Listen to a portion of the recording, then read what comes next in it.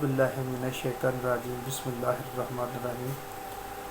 अज़ीज़ तलबा, आज code of criminal procedure के हवाले से दूसरा लेक्चर है जो कि arrest of accused, retake of accused, escape और फिर मजिस्ट्रेट की कोर्ट में पेश करने के बारे में होगा। तो इसको मज़ीद डिस्कस करने से पहले आपसे गुजारिश है कि आप मेरा चैनल जूरिस्ट प्लैनेट उसको सब्सक्राइब कर लें और इसके आगे रेड कलर की घंटी है उसको प्रेस कर दें ताकि आइंदा आने वाले नए लेक्चर्स की वीडियो आप तक पहुंच सके।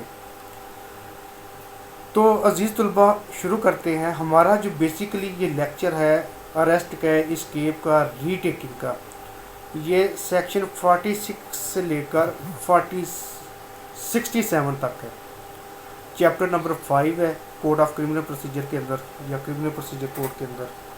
तो ये जो सेक्शंस हैं इनके अंदर इन तमाम मामलात को डिस्कस किया गया है। तो सबसे पहले हम ये डिस्कस कर लेते हैं कि मुल्ज़म को अरेस्ट कैसे किया जाता है, कानून में क्या तरीक़ाकार दर्ज है जिसमें किसी मुल्ज़म को अरेस्ट किया जाता है। तो उसका आंसर क्रिमिनल प्रोसीजर कोड की सेक्शन नंबर 46 में दर्ज है, अरेस्ट होममेड। अरेस्ट होममेड में ये हमें बताया गया है कि कोई भी मुल्ज़म जिसको पुलिस ऑफिसर ने अरेस्ट करना है, जब उसको मिल जाए, उसकी एसेस में आ जाए, तो सबसे पहले उसको इंटीमेट करेगा, इतला देगा कि हम आपको अरेस्ट करने के लिए आए हैं। और उसके बाद फिर वो उसको टच करेगा। टच करने के बाद फिर वो हैंडकफ वगैरह लगा लेगा और उसको बाकायदा तरीके से अरेस्ट करने के बाद अगला प्रोसीजर जो है उसको मजिस्ट्रेट की कोर्ट पे पेश करने का है। वो बाद में डिस्कस करते हैं, लेकिन ये तो मामला हमने डिस्कस किया। अगर वो इजीली अपनी अरेस्ट दे देता है तो उसका तरीक़ाकार है जो आपको बता दिया। अगर वो फोर्सेबली इंटरप्ट करता है अपनी अरेस्ट में, यानी कि अब अरेस्ट गिरफ्तारी देने में मज़ाहमत करता है, तो फिर इसी सेक्शन में पुलिस को अख्तियार दिया गया कि वो उसको गिरफ़्तार करने के लिए हर किस्म के स्टेप्स उठा सकते हैं। लेकिन क्या नहीं कर सकते वो भी बताया गया कि कोई ऐसा मामला, कोई ऐसा काम नहीं कर सकते जिसमें उसकी जान जा सकती हो, या कोई ऐसा काम उसके साथ नहीं कर सकते जिसकी कानून के अंदर सज़ा उम्र कैद है। तो ये काम उसके साथ नहीं कर सकते। बेसिकली जो मेन पर्पज़ है, जो मेन फीचर है, जो ऑब्जेक्ट है 46 का, ये ह्यूमन प्रोटेक्शन से मुतल्लिक़ है कि जब किसी को अरेस्ट किया जाएगा तो सबसे पहले उसको उसकी रीज़न बताई जाएगी कि हम आपको अरेस्ट करने आए हैं। उसको डिटेल्स बताई जाएंगी ताकि उसको पता चल सके कि वो किस मामला में अरेस्ट होने जा रहा है। और मुल्ज़म को भी कानून ने यही कहा है कि वो इजीली अपनी अरेस्ट दे, वो उसके ऊपर फोर्स का मुजाहरा ना करे। तो अगर वो फोर्स का मुजाहरा करेगा तो जो उसके कॉन्सिक्वेंसेस हैं वो भी बता दिए गए। तो उसके बाद अगर पुलिस उस मुल्ज़म को गिरफ़्तार करने जाती, ये तो आगे एक और दो सिचुएशन, अगर वो मुल्ज़म पुलिस को इत्तला मिलती है कि वो किसी जगह पर छुपा हुआ है और उसको गिरफ़्तार किया जा सकता है, तो ऐसी सूरत में पुलिस जो रेड के वक़्त सबसे पहले जिस जगह पर छुपा हुआ है तो कोशिश करेगी, बल्कि यकीनी कोशिश करेगी कि उस जगह के ऊपर रसाई हासिल करे और उस मुल्ज़म को गिरफ़्तार कर ले। अगर मुल्ज़म किसी ऐसी जगह पे छुप गया है जहाँ पर पर्दा नशीन ख़वातीन है या उस जगह पर ख़वातीन है, तो फिर ऐसी सूरत में भी पहले पुलिस ऑफिसर उन ख़वातीन को वहाँ से निकलने का कहेगी कि उन ख़वातीन को, ताकि उनकी पर्दा नशीनी को बरकरार रखा जाए, उनको वहाँ से निकालने के बाद फिर उस जगह की सर्च तलाशी ली जाएगी ताकि मुल्ज़म को गिरफ़्तार किया जा सके। अगर गिरफ़्तारी के प्रोसेस के दौरान पुलिस ऑफिसर किसी जगह पर फंस जाता है, यानी किसी कमरा में दाखिल हुआ तो कमरा से बाहर किसी ने लॉक लगा दिया, कुंडी लगा दी, तो ऐसी सूरत में पुलिस ऑफिसर अपनी आज़ादी को हासिल करने के लिए उस दरवाज़ा को तोड़ भी सकता है या दीगर भी कोई मामला कर सकता है।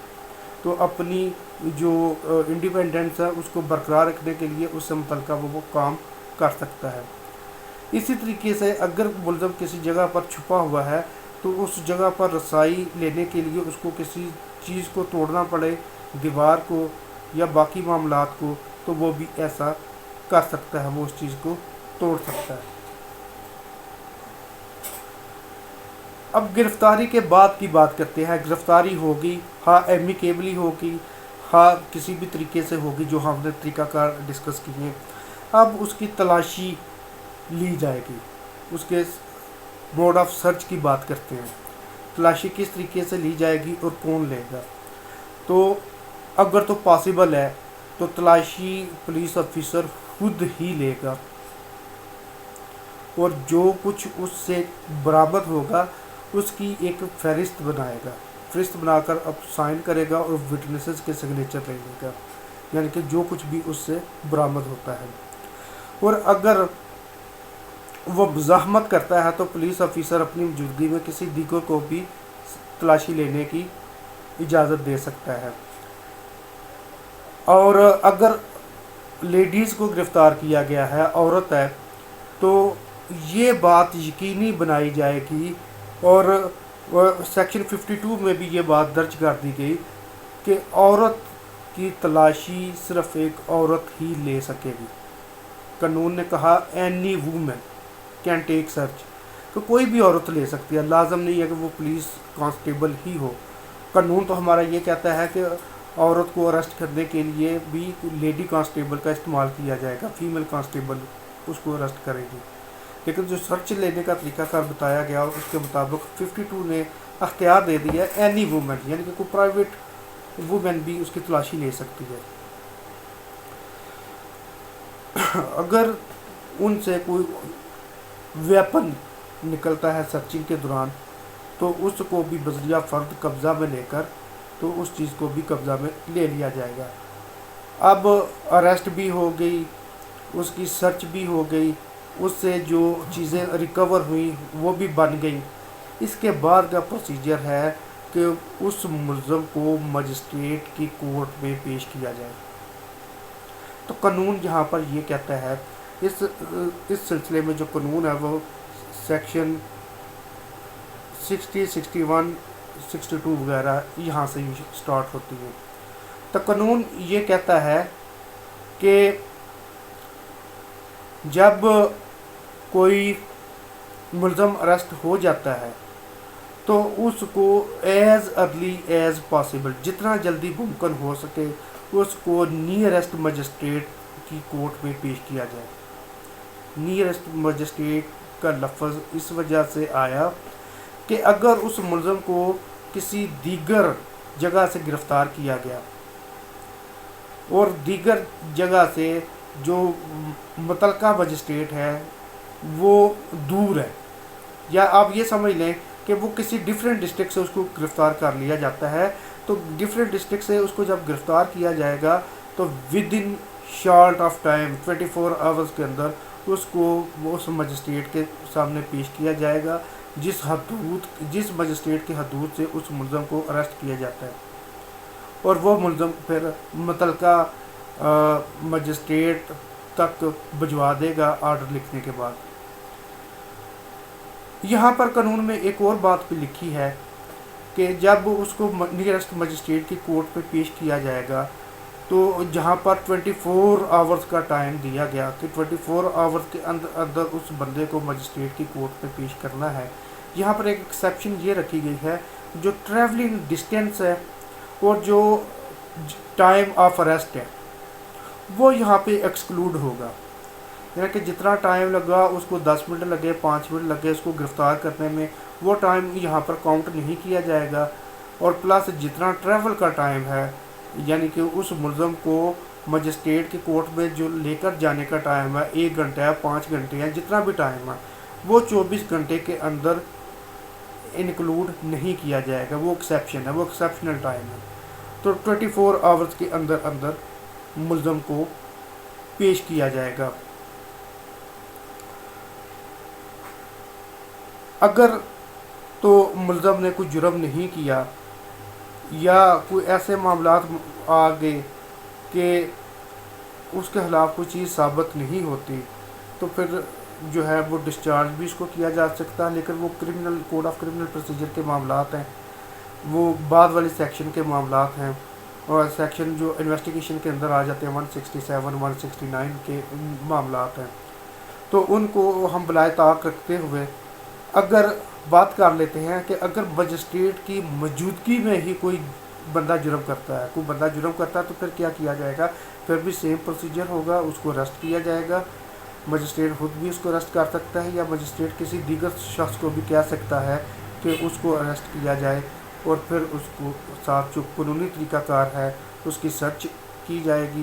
سرچ کے بعد پھر اس کے جو آرٹیکلز جو اسے برابر ہوتے ہیں اس کی فہرست بنائی جائے گی، اور اس کا ریمانڈ جو بھی لیگل کانسیکوینسز ہے وہ دیکھے جائیں گے۔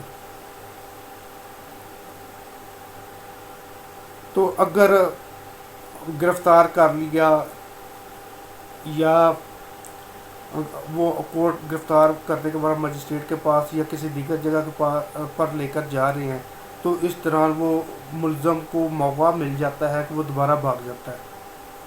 جب وہ دوبارہ بھاگ جاتا ہے تو پھر بھی سیم پروسیجر اپلائی کیا جائے گا، اور پولیس کو پورا اختیار ہے کہ وہ اس ملزم کو اگر کاگنیزیبل اوفینس میں وہ مطلوب ہے تو اس کو گرفتار کیا جائے گا۔ سیم پروسیجر ہے، ری ٹیک کا بھی سیم پروسیجر ہے۔